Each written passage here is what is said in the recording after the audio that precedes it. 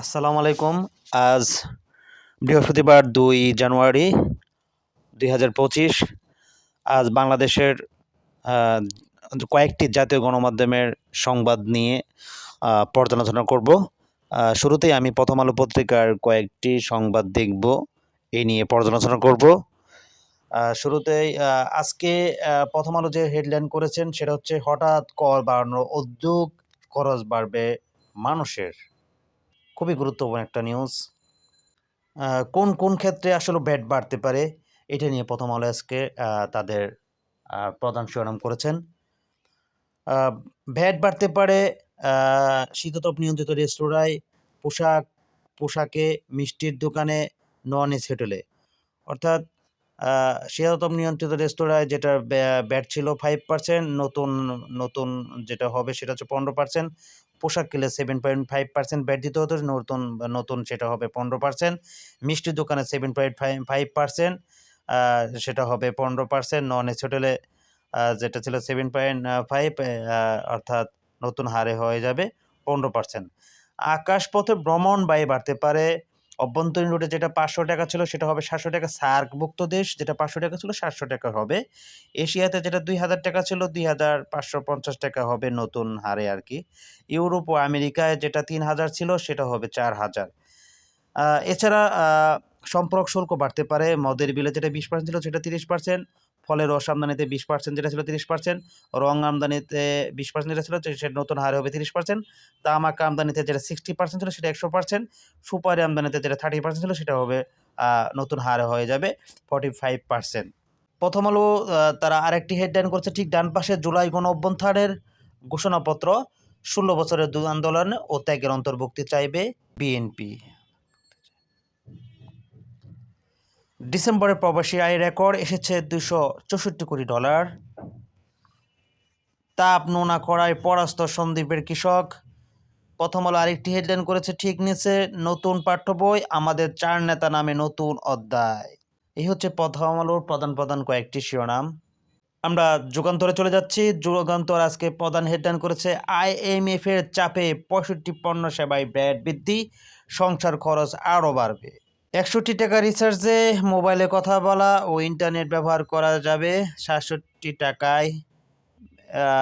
এই 5 থেকে 15% হোটেল রেস্তোরাঁয় ভ্যাট বৃদ্ধি পেতে পারে।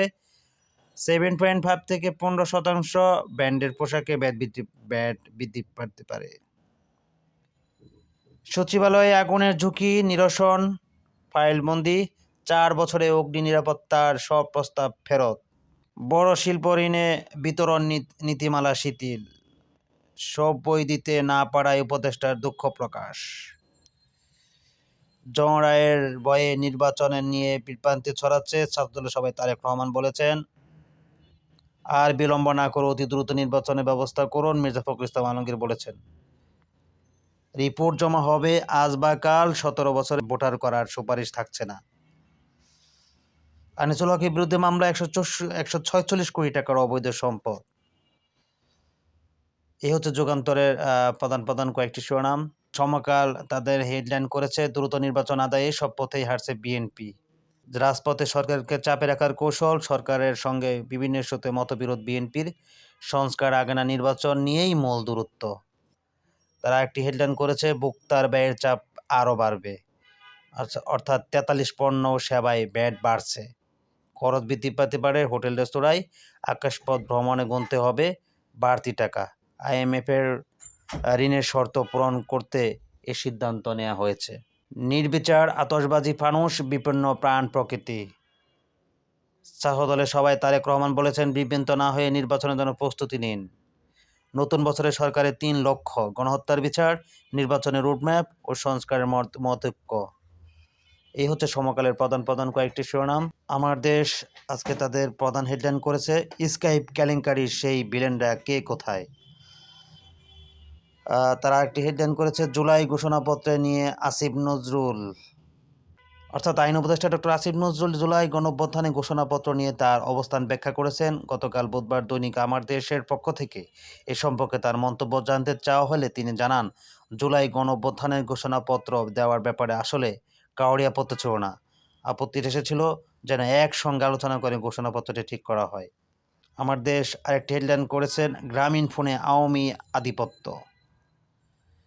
সাংবাদিকদের পররাষ্ট্র উপদেষ্টা বলেছেন, হাসিনাকে ফেরত আনাসহ ভারতের সঙ্গে অনেক ইস্যু। স্বাধীন দেশে প্রথম ক্রসফায়ার সিরাজ শিকদার হত্যার 50তম বার্ষিকী আজ।